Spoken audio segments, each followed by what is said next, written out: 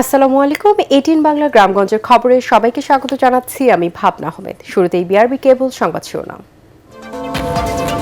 উৎসব মুখর পরিবেশে সারা দেশে মনোনয়নপত্র জমা দিয়েছেন প্রার্থীরা। বগুড়া 7 ও ফেনী 1 আসনে খালেদা জিয়ার পক্ষে এবং বগুড়া 6 আসনে তারেক রহমানের পক্ষে মনোনয়নপত্র দাখিল।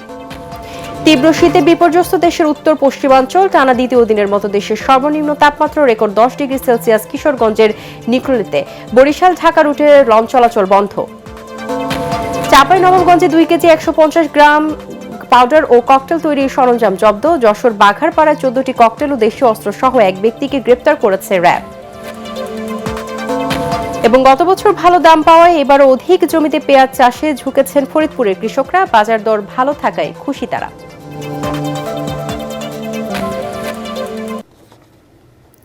শুনছিলেন বিআরবি কেবল সংবাদ শিরোনাম, এবারে বিস্তারিত। উৎসবমুখর পরিবেশে ত্রয়োদশ জাতীয় সংসদ নির্বাচনের মনোনয়নপত্র জমা দিচ্ছেন প্রার্থীরা। ফেনী 1 আসনে বিএনপি চেয়ারপারসন বেগম খালেদা জিয়ার পক্ষে মনোনয়নপত্র দাখিল করেছেন স্থানীয় নেতারা। মনোনয়ন দাখিলের শেষ দিনে সকালে জেলা রিটার্নিং অফিসারের কার্যালয়ে তার মনোনয়নপত্র দাখিল করা হয়। সকালে ঠাকুরগাঁও 1 আসনে মনোনয়নপত্র জমা দিয়ে সবাইকে ধানের শীষে ভোট দেওয়ার আহ্বান জানিয়েছেন বিএনপি মহাসচিব মির্জা ফখরুল ইসলাম আলমগীর। এ সময় তিনি বলেন, দীর্ঘদিন পর দেশের মানুষ ভোটাধিকার ফিরে পেয়েছে। দলীয় মনোনয়ন দেওয়ায় তারেক রহমানের প্রতি কৃতজ্ঞতা জানান বিএনপি মহাসচিব। বলেন, এই আসনে নির্বাচিত হলে শিক্ষা প্রতিষ্ঠানের উন্নতি, কর্মসংস্থান সৃষ্টি, কৃষকদের সমস্যা সমাধান সহ ঠাকুরগাঁও অঞ্চলের সার্বিক উন্নয়নে কাজ করবেন তিনি। চট্টগ্রামের 16টি আসনে মনোনয়নপত্র জমা দেন বিএনপি, জামায়াত সহ বিভিন্ন দলের প্রার্থীরা। এর মধ্যে চট্টগ্রাম 11 বন্দর পতেঙ্গা আসনে বিএনপির প্রার্থী ও দলটির স্থায়ী কমিটির সদস্য আমির খসরু মাহমুদ চৌধুরী আঞ্চলিক নির্বাচন কর্মকর্তা মোহাম্মদ বেলায়েত হোসেন চৌধুরীর কাছে মনোনয়নপত্র জমা দেন। এ সময় বিভিন্ন দলের নির্বাচনী জোট গঠনকে স্বাগত জানিয়ে তিনি বলেন, এটা সকলের অধিকার। দেশের মানুষ সিদ্ধান্ত নেবে কাদের মাধ্যমে অতীতে গণতন্ত্র ফিরে এসেছে। খুলনায় দলীয় নেতাকর্মীদের সাথে খুলনা 5 আসনের সংসদ সদস্য প্রার্থী ও জামায়াতের সেক্রেটারি জেনারেল মিয়া গোলাম পরোয়ার রিটার্নিং অফিসারের কাছে মনোনয়নপত্র জমা দেন। ব্রাহ্মণবাড়িয়া 2 আসনে স্বতন্ত্র প্রার্থী হিসেবে মনোনয়নপত্র জমা দিলেন বিএনপির সহ আন্তর্জাতিক বিষয়ক সম্পাদক ব্যারিস্টার রুমিন ফারহানা। দুপুরে তিনি সরাইল উপজেলা পরিষদের সহকারী রিটার্নিং কর্মকর্তার কার্যালয়ে মনোনয়নপত্র জমা দিয়েছেন।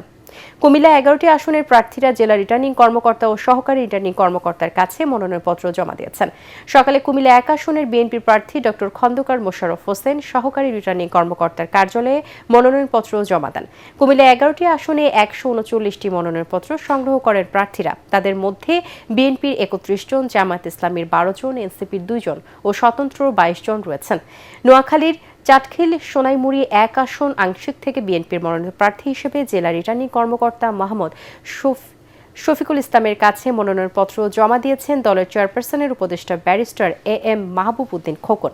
স্থানীয় বিএনপির নেতারা এ সময় উপস্থিত ছিলেন। হবিগঞ্জে জেলা প্রশাসক ও রিটার্নিং কর্মকর্তা আবু হাসনাত মোহাম্মদ আরিফিনের নিকট মনোনয়নপত্র জমা দেন হবিগঞ্জ 3 আসনের প্রার্থী ও বিএনপির কেন্দ্রীয় সাংগঠনিক সম্পাদক জি কে গৌস। এরপরই মনোনয়ন জমা দেন হবিগঞ্জ 1 আসনের প্রার্থী ডক্টর রেজা কিবরিয়া। হবিগঞ্জ 2 মনোনয়নপত্র জমা দেন বিএনপি চেয়ারপারসনের উপদেষ্টা ডক্টর শাকুয়াত হাসান জীবন। এছাড়া ইসলামী আন্দোলন, জামায়াত ইসলামী এবং গণ অধিকার পরিষদের প্রার্থীরাও মনোনয়নপত্র জমা দেন। মনোনয়নপত্র জমাদানের শেষ দিনে রাঙ্গামাটিতে 6 প্রার্থী মনোনয়নপত্র জমা দিয়েছেন। এর মধ্যে 299 নম্বর পার্বত্য রাঙ্গামাটি আসনে বিএনপির মনোনীত প্রার্থী অ্যাডভোকেট দীপেন দেওয়ান এবং 10 দলীয় জোটের জামায়াত মনোনীত প্রার্থী অ্যাডভোকেট মোক্তার আহমেদ রয়েছেন। ধর্ম অবমাননার অভিযোগ থাকলে দেশের প্রচলিত আইনে বিচার হবে, কিন্তু কোনো অজুহাতে মানুষ পিটিয়ে হত্যা গ্রহণযোগ্য নয়। এমন ঘটনা নিন্দনীয় বলে মন্তব্য করেছেন ধর্ম বিষয়ক উপদেষ্টা ডক্টর আ.ফ.ম. খালিদ হোসেন। রংপুরে জেলা প্রশাসনের আয়োজনে কর্মশালায় অংশ নিয়ে তিনি এসব কথা বলেন।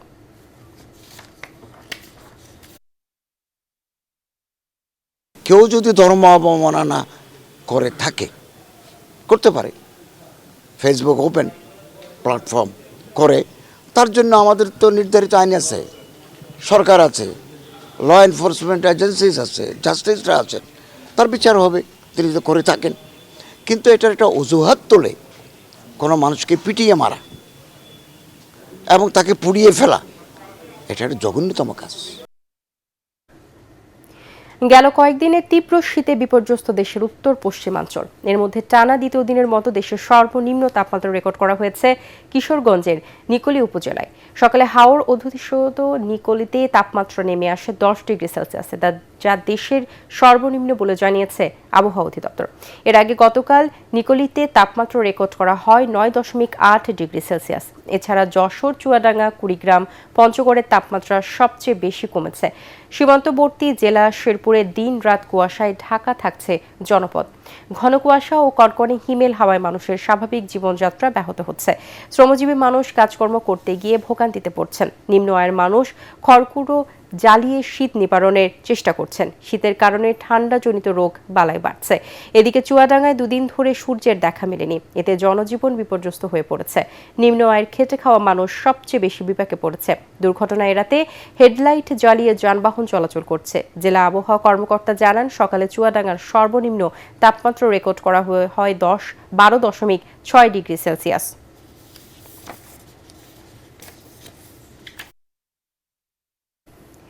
এদিকে ঘন কুয়াশা ও ডুবোচরের কারণে বরিশাল ঢাকা নৌ রুট সহ বরিশালের সকল রুটের লঞ্চ চলাচল বন্ধ করে দিয়েছে বিআইডব্লিউটিএ।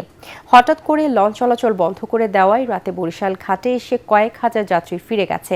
এর আগে রোববার সন্ধ্যায় বিষয়টি নিশ্চিত করেন বরিশাল নৌ নিরাপত্তা ও ট্রাফিক বিভাগের উপপরিচালক সোলাইমান হোসেন। তিনি বলেন, ঢাকা থেকে দেওয়ার নির্দেশ অনুযায়ী বরিশাল থেকে সব রুটের লঞ্চ চলাচল বন্ধ ঘোষণা করা হয়েছে।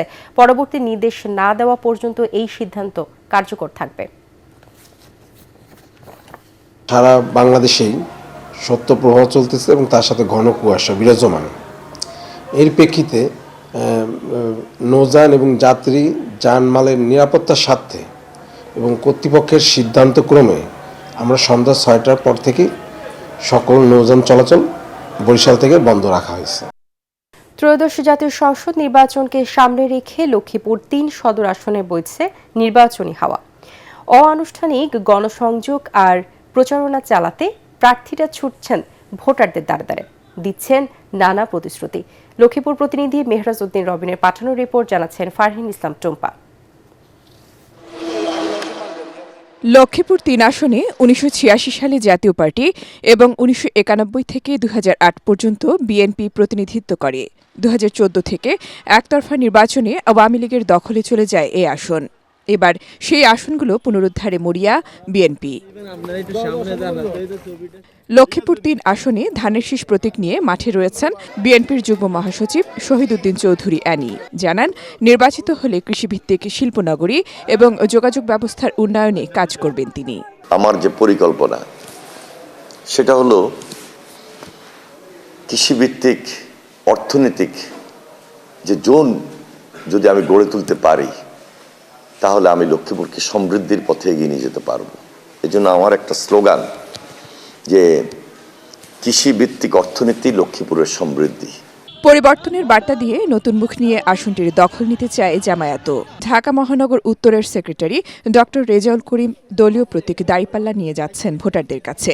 তরুণ প্রজন্ম, বিশেষ করে নারীরা, ভোটাররা এবার খুবই সচেতন এবং আমি বেশি আশাবাদী। এই জন্য আমাদের তরুণ ভোটার অনেক। তরুণ ভোটাররা ইতিমধ্যেই একটা এক্সাম্পল ইউনিভার্সিটিগুলোতে তারা সেট করে ফেলেছে। সেই জায়গা থেকে আমি আশাবাদী যে এবার ইনসাফের বিজয় হবে, জনগণের বিজয় হবে। এদিকে ইসলামী আন্দোলন বাংলাদেশের প্রার্থী অবসরপ্রাপ্ত ক্যাপ্টেন মোহাম্মদ ইব্রাহিমও হাত পাখা নিয়ে লড়ছেন ভোটের মাঠে।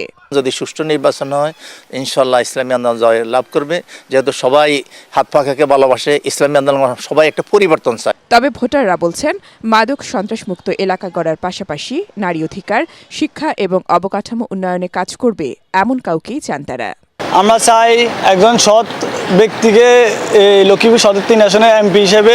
আগামী দিনে যে প্রার্থী সন্ত্রাস দমনের ভূমিকা রাখবে, আমরা সেই প্রার্থীকে বেছে নেব। এমন একজন লোকে চাই যিনি গণমানুষের সাথে সম্পৃক্ত থাকবে এবং আমাদের উন্নয়ন ঘটাবে। 12টি ইউনিয়ন ও একটি পৌরসভার সমন্বয়ে লক্ষ্মীপুর 3 আসনে মোট ভোটার 4,42,498 জন। Bureau report, ATN Bangla. ত্রয়োদশ জাতীয় সংসদ নির্বাচনে যশোর ২ ঝিকরগাছা চৌগাছা আসনে মনোনয়নপত্র দাখিল করেছে জামাতে মনোনীত প্রার্থী ডক্টর মোসলে উদ্দিন ফরিদ। ঝিকরগাছা উপজেলা নির্বাহী কর্মকর্তা ও সহকারী রিটার্নিং কর্মকর্তা মোসাম্মদ রনি খাতুনের কাছে মনোনয়নপত্র দাখিল করেন তিনি। এ সময় উপস্থিত ছিলেন জামাতের আসন পরিচালক অধ্যাপক জয়নাল আবেদিন, চৌগাছা উপজেলা আমির মাওলানা গোলাম মোর্শেদ, ঝিকরগাছা উপজেলা আমির মাওলানা আব্দুল আলিম ও ঝিকরগাছা পৌর আমির আব্দুল হামিদ। এ সময় সরকার গঠনের সম্ভাবনা নিয়ে আলোচনা করেন ডক্টর মোসলেহ উদ্দিন ফরিদ। তিনি জানান, অন্যায়কে প্রশ্রয় না দেওয়া, আইনের শাসন প্রতিষ্ঠায় সহযোগিতা করা ও জুলাই সনদ বাস্তবায়ন করার উপর ভিত্তি করে ঐক্য হয়েছে। সরকার গঠন করার ব্যাপারে সম্ভাবনা অনেক এগিয়ে গেছে। বিশেষ করে আমাদের যে ঐক্যটা হয়েছে এখন, এটা তো 3টা মূল ভিত্তির উপরে, যে আমরা নিজেরা কোনো অন্যায় করব না, আমরা আইন বা দেশের যে কোনো নিয়ম কানুন এবং যে গতিতে যে কাজ হচ্ছে সেখানে শাসন ব্যবস্থাকে বা আইনকে কোথাও আমরা কোনো রকম এখানে ইনফ্লুয়েন্স করব না। আর তৃতীয় হলো যে জুলাই যে সনদ, এইটাকে আমরা বাস্তবায়িত করব সবাই মিলে। চাঁপাইনবাবগঞ্জে 2 কেজি 150 গ্রাম গান পাউডার ও ককটেল তৈরির সরঞ্জাম জব্দ করেছে র্যাব। গতরাতে জেলার শিবগঞ্জ উপজেলার দুর্লভপুর ইউনিয়নের জিলানি মোড় এলাকায় একটি আম বাগান থেকে এসব বিস্ফোরক দ্রব্য জব্দ করা হয়। সকালে র্যাব 5-এর চাঁপাইনবাবগঞ্জ ক্যাম্পের পাঠানো এক প্রেস বিজ্ঞপ্তিতে এ তথ্য জানানো হয়। তবে এই ঘটনায় কেউ আটক হয়নি। উদ্ধার করা গান পাউডার ও ককটেল তৈরির সরঞ্জাম শিবগঞ্জ থানায় জমা দেওয়া হয়েছে। সাভারে হানি ট্র্যাপ অপহরণকারী চক্রের 4 সদস্যকে গ্রেপ্তার করেছে পুলিশ। ভোরে সাভারের গেন্ডা এলাকায় অভিযান চালিয়ে তাদেরকে গ্রেপ্তার করে ঢাকা জেলা উত্তর গোয়েন্দা পুলিশ ডিবি পুলিশ জানায়, সম্প্রতি হানি ট্র্যাপের মাধ্যমে গেন্ডা এলাকা থেকে মাসুম ব্যাপারী নামের এক ব্যক্তিকে অপহরণ করে মুক্তিপণ দাবি করা হয়। পরে থানায় অভিযোগ দায়ের করা হলে পুলিশ গেন্ডা এলাকা থেকে 4 অপহরণকারীকে গ্রেপ্তার ও অপহৃতদের উদ্ধার করে। গ্রেপ্তারকৃত 4 অপহরণকারী হল জ্যোৎস্নারা বেগম, টুটুল, সুমন ও রফিক মিয়া। এ সময় তাদের কাছ থেকে একটি গামছা, একটি মাস্কিং টেপ ও অপহরণের পরে নেওয়া 40,000 টাকা উদ্ধার করা হয়।